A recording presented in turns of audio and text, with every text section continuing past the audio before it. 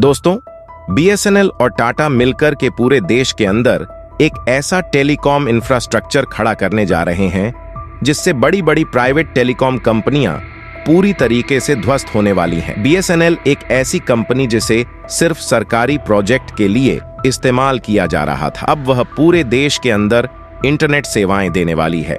नमस्ते दोस्तों, live India Hindi पर आपका स्वागत है। यदि आप भारत की तरक्की से खुश हैं तो इस वीडियो को लाइक और चैनल को सब्सक्राइब जरूर कीजिएगा। सबसे पहले एक नजर डालते हैं बीएसएनएल के इतिहास पर।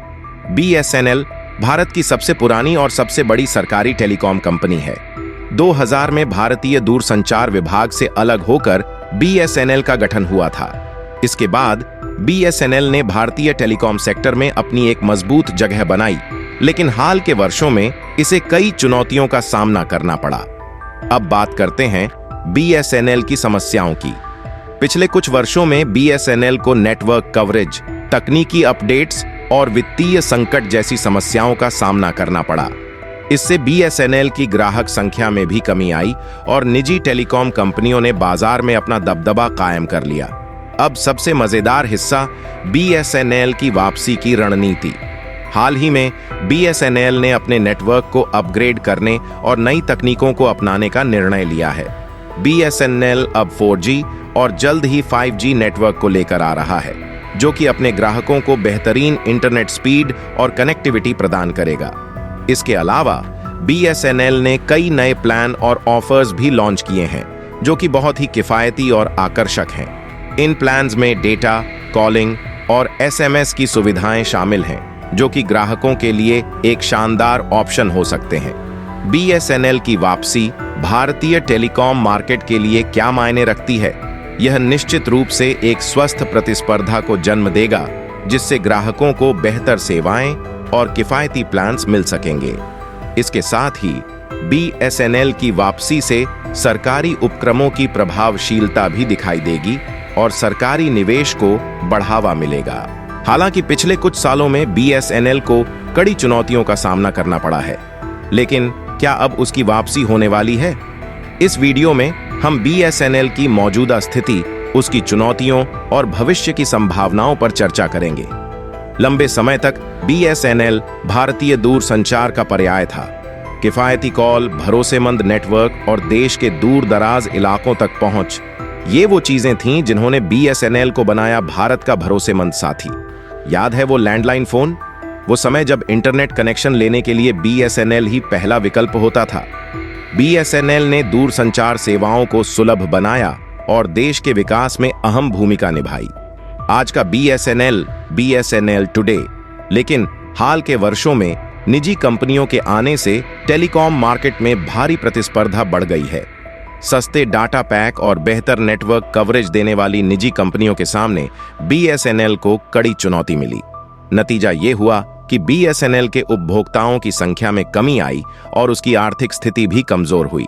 कई लोगों को लगने लगा कि बीएसएनएल अब पीछे छूट रहा है। बीएसएनएल की चुनौतियां, चैलेंजेस फेस्ड बाय बीएसएनएल। हालांकि ये भी सच है कि बीएसएनएल सरकार के अधीन है और सरकार उसे मजबूत बनाने के लिए कई कदम उठा रही है। सरकारी समर्थन। सरकार ने बीएसएनएल के पुनरुद्धार के लिए पैकेज की घोषणा की है। इस पैकेज के तहत वित्तीय मदद और स्पेक्ट्रम आवंटन जैसी सुविधाएं दी जा रही हैं। 4G सेवाओं का विस्तार। बीएसएनएल अब तेजी से 4G सेवाओं का विस्तार कर रहा है।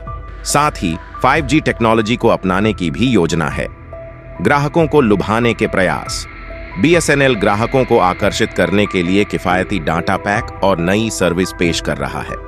आज का वीडियो उन सभी के लिए है जो मोबाइल रिचार्ज की बढ़ती हुई कीमतों से परेशान हैं। जैसा कि आप जानते हैं, हाल ही में रिलायंस, जियो, एयरटेल और वोडाफोन आइडिया ने अपने प्रीपेड और पोस्टपेड प्लान्स की कीमतों में बढ़ोतरी की है। इस फैसले से यूजर्स काफी नाराज हैं और सोशल मीडिया पर जियो बॉयकॉट और जियो वार्ड बीएसएनएल की आए घर वेबसाइट जैसे ट्रेंड चल रहे हैं। आज के वीडियो में हम बात करेंगे कि कैसे बीएसएनएल, भारत की सरकारी दूरसंचार कंपनी, इस मौके का फायदा उठा रही है और भारतीय टेलीकॉम बाजार में फिर से अपनी जगह बना रही है। बीएसएनएल का संघर्ष, बीएसएनएल्स स्ट्रगल। कुछ साल पहले तक बीएसएनएल भारतीय टेलीकॉम बाजार में एक प्रमुख खिलाड़ी था। लेकिन जियो की धमाकेदार एंट्री के बाद कई ग्राहकों ने किफायती डेटा और वॉइस कॉल प्लान्स के लिए जियो को चुनना शुरू कर दिया। इससे बीएसएनएल की ग्राहक संख्या में काफी गिरावट आई। हालांकि बीएसएनएल ने हार नहीं मानी। कंपनी ने अपने नेटवर्क को उन्नत करने और 4G सेवाओं को रोल आउट करने पर ध्यान केंद्रित किया। साथ ही बीएसएनएल ने अपने रिचार्ज प्लान्स को अधिक किफायती बनाए रखा। टेलीकॉम कंपनियों द्वारा टैरिफ बढ़ोतरी का असर, impact of tariff hike by telecom companies. हाल ही में जियो, एयरटेल और वोडाफोन आइडिया द्वारा कीमतों में बढ़ोतरी ने भारतीय टेलीकॉम बाजार में हलचल मचा दी है। कई यूजर्स इन बढ़ी हुई कीमतों से खुश नहीं हैं, खासकर उन लोगों के लिए जो लंबे समय से इन कंपनियों के ग्राहकों रहे हैं। सोशल मीडिया पर गुस्से का इजहार किया जा रहा है और लोग विकल्प तलाश रहे हैं। बीएसएनएल का मौका, बीएसएनएल्स अपॉर्चुनिटी। यही वो मौका है जिसका फायदा बीएसएनएल उठा रही है। जहां दूसरी कंपनियां अपनी कीमतें बढ़ा रही हैं, वहीं बीएसएनएल अपने किफायती रिचार्ज प्लान्स के साथ बाजार में मजबूती से खड़ी है। कंपनी ने हाल ही में कई नए प्लान्स लॉन्च किए हैं जो लंबी वैधता और अधिक डेटा के साथ आते हैं। उदाहरण के लिए बीएसएनएल का RS249 वाला प्लान 45 दिन की वैधता के साथ 90 gigabyte data, unlimited voice call और 100 SMS प्रतिदिन प्रदान करता है। यह प्लान उन यूजर्स के लिए काफी आकर्षक है जो किफायती रिचार्ज की तलाश में हैं। बीएसएनएल के फायदे, एडवांटेजेस ऑफ बीएसएनएल। किफायती रिचार्ज प्लान्स के अलावा बीएसएनएल के कुछ अन्य फायदे भी हैं। व्यापक नेटवर्क। बीएसएनएल का देश भर में एक व्यापक नेटवर्क है, खासकर ग्रामीण इलाकों में जहां निजी कंपनियों की पहुंच कम है। सरकारी कंपनी होने का भरोसा। बीएसएनएल एक सरकारी कंपनी है, इसलिए यूजर्स को बेहतर ग्राहक सेवा और सरकारी योजनाओं का लाभ मिल सकता है। Call quality. कई यूजर्स का मानना है कि बीएसएनएल की कॉल क्वालिटी निजी कंपनियों की तुलना में बेहतर है। दोस्तों, टेक की दुनिया में आज बड़ी खबर है। भारत की सबसे बड़ी आईटी कंपनी टीसीएस ने सरकारी टेलीकॉम कंपनी बीएसएनएल के साथ मिलकर एक धमाकेदार डील की है। इस डील के तहत टीसीएस पूरे भारत में बीएसएनएल के लिए 4G नेटवर्क स्थापित करने जा रहा है। ये डील सिर्फ 15,000 करोड़ रुपए की नहीं है, बल्कि ये एकदम मोस्ट कॉम्प्लेक्स डिप्लॉयमेंट यानी सबसे जटिल परियोजनाओं में से एक मानी जा रही है।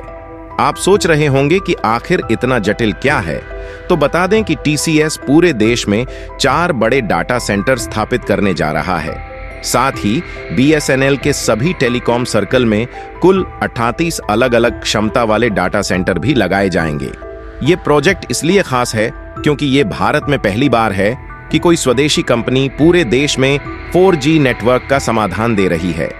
गौर करने वाली बात यह है कि इस प्रोजेक्ट में सरकारी संस्था centre for development of telematics CDOT भी टीसीएस के साथ मिलकर काम करेगी। अब जरा पीछे चलते हैं। मई 2022 में टीसीएस ने बताया था कि उसने ITI LTD के साथ मिलकर बीएसएनएल से 19,000 करोड़ रुपए का ठेका हासिल किया था। इस ठेके के तहत 100,000 4G साइट्स लगाई जानी थीं। तो कुल मिलाकर ये टीसीएस और बीएसएनएल का एक मेगा प्रोजेक्ट है, जिससे उम्मीद है कि भारत में 4G सेवाओं का तेजी से विस्तार होगा। आपको ये डील कैसी लगी? नीचे कमेंट्स में जरूर बताएं। और अगर आप टेक से जुड़ी खबरों से अपडेट रहना चाहते हैं तो लाइक और सब्सक्राइब करना न भूलें।